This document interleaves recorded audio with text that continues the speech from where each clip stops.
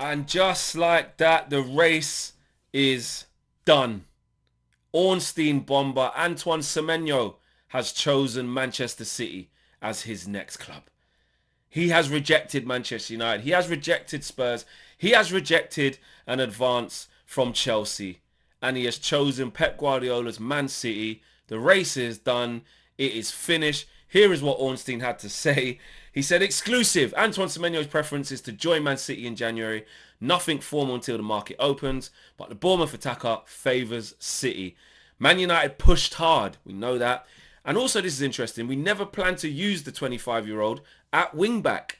But the winter switch was always tough for Man United. So it was always tough for us to make it happen. But more importantly, he's chosen City. He chose City, he made his choice.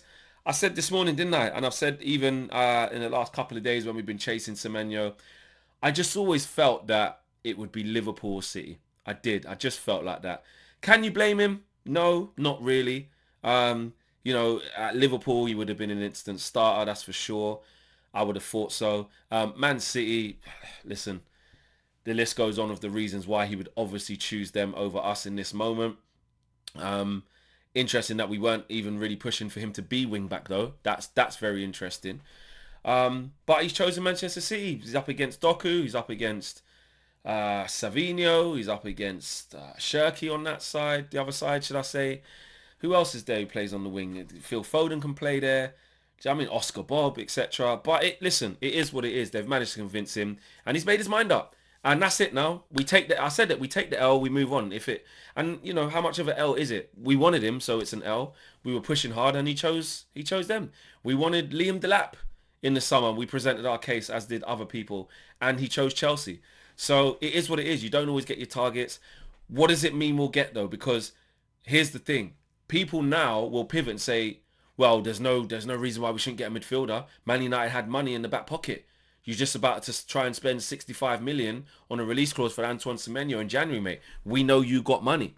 Which, on one hand, that's true. But on the other hand, it still does not, to our knowledge, change the fact that our midfield targets that we really want are not available. Okay? Antoine Semeno was available, is available. So the deal was there to be done. And we really tried. We just couldn't get him. It does not mean, in my opinion, I want to know what you guys think, but I know what we're going to see on social media now. I know it. But for me, it doesn't mean that because you got 65 million to spend potentially and you wanted to make that deal happen with Semenya, so obviously we got P's, that you just abort mission and just go and get any midfielder just because we got money. No. If the plan is to get Elliot Anderson /Wharton /Baleba, whoever, like that three, the plan is for one of them, stick to that. If you can get one of your backup midfielders now, whether that would be, I don't know, Angelo Stiller, whether that be, it might be Conor Gallagher at a cheap price, maybe 20 million. I don't know. Whoever that guy might be, maybe it's an Andre Gomez from Wolves. Maybe it's the Ruben Neves situation for 20 million, 15 million even reported from Saudi. If it's that, then fine. If it fits in with the plan, then fine. But don't just look to spend that Antoine Semeno cash now because he's rejected us and we're sitting on 65 M's. No, don't do it. Don't do it. We know we need stuff in January. We're trying to. Away from Semeno, there's been loads of talks that we're going to look at a midfielder. So we'll see. I think maybe someone could come to the forefront that we maybe wasn't even expecting. Maybe one of the big three could become available. Who knows? Football changes very, very quickly. But as it stands, we don't believe to be, or say I speak for me, I don't believe that our main midfield targets are free now. Now listen, if Xerxes goes as well on top of that, then we're going to have even more money potentially, or an option to get more money if we send him with an option or an obligation or something like that, or and a flat loan fee. So listen, it's disappointing. You can't sit here and act like we didn't want him. Some of you may say you didn't want him anyway. I definitely wanted Antoine Semeno, and I wanted to try and hope that he would come, but I never really felt like he would. Do you know what I mean? And clearly it's not even the win back thing, because Ornstein doesn't get this type of shit wrong. He said that he never tried. We never tried to push the wing back thing on him. We was getting him. So that was interesting that we weren't trying to play him wing back. Just more options for the 10 positions really, or maybe a structural change to play wingers. But I think if you look at it, it's not surprising. Do you know what I'm saying? The guy had the pick of clubs, and it's another. If anything, there's many reasons why he could have not chose us, but it shows you, that reality check that if we have to compete against the big boys that are doing well right now, it's tough. We ain't really got that. Now, don't get me wrong. We can attract players, but the circumstances around it have to favour us. Cunha only wanted us. He only wanted to join Man United. Easy deal to do. Mbumo only wanted to join Man United. Now, maybe if Liverpool would have gone big, Man City, Real Madrid, Bayern, all these types of teams, maybe if these teams did come and show a want to get Mbumo or a want to get Cunha, even though they decided they wanted to join us, maybe it would have looked different. But we were competing against teams like Newcastle who wanted Mbumo, and Spurs who wanted him. Like we can probably outdo them teams, but at this present time, it's another reminder of the food chain, bro.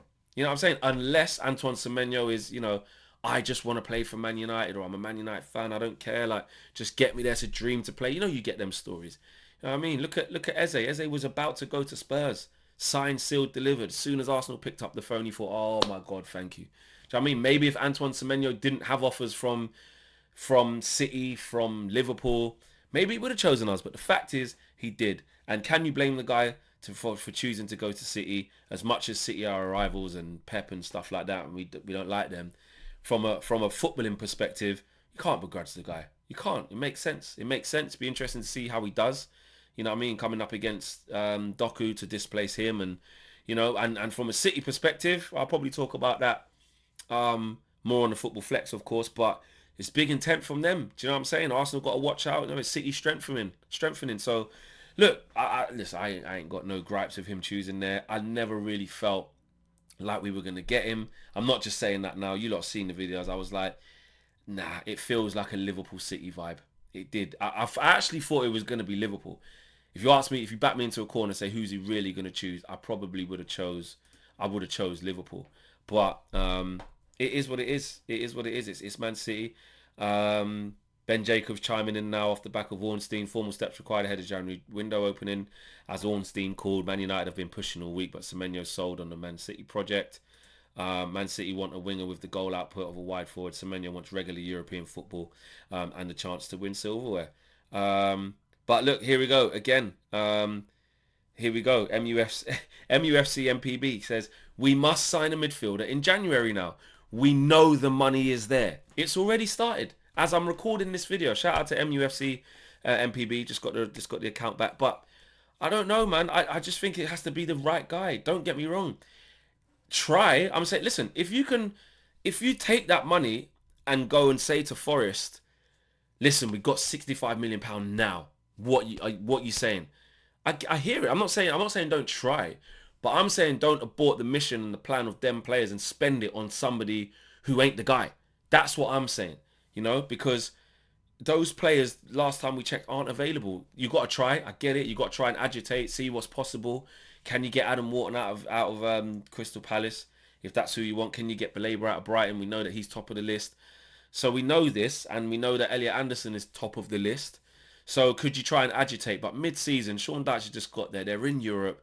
They're still trying to. They will be all right Premier League status-wise, but they're still not. They're still up and down. They still need to make sure. Losing someone like Elliot Anderson mid-season, I just can't see it. But then again, sometimes what some people might be saying is tempt them. Offer them 62 million now. Offer them the money. You got it. He's going to spend it on Semenyo. So one side, I hear that people are trying to see us make a midfield signing. I hear it. The money's there. It's not. That's one thing I will say.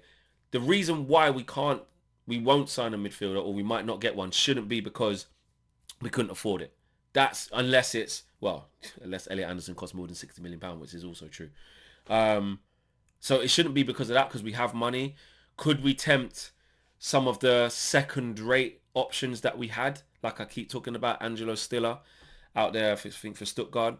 Could you go to Stuttgart and say, listen, we got 35 million now. Make this move now. Come help us.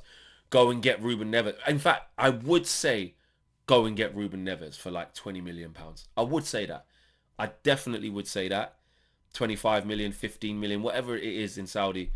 You know, if he wants to come back, I would say get him. He would help us for sure. The Conor Gallagher one, not so much. Maybe a loan with an option. I'd take that. But Ruben Revers would be a good sign. I'd definitely slap him up for 15 million if he was going. But is that the case? If that's the case, fine. That's not deviating too much from the plan. But please don't, you know, throw good decisions after bad. You know, let's see, But there you go. That's your latest news. It is over between for the chase. The chase for Antoine Semeno is over. He has made his choice. It is Man City. We were pushing hard. We wasn't even trying the whole come and play wing back for us, to be fair, which is interesting. But as it says there, Ben Jacobs, he wants regular Champions League football, European football. You're not going to get that at Man United. We don't even know if we're going to get in the top 5, top 6, top 7 this year. We're trying to work on that. So good luck to the kid. Good luck to him. Good player. We'll see how he gets on. Smash a like on the video, people. Subscribe to the channel if you are new. Antoine Semeno has chosen City. United are out of the race. It's done. Who should we sign? Who should we turn our attentions to? What should we be looking to get instead? Let me know. Peace.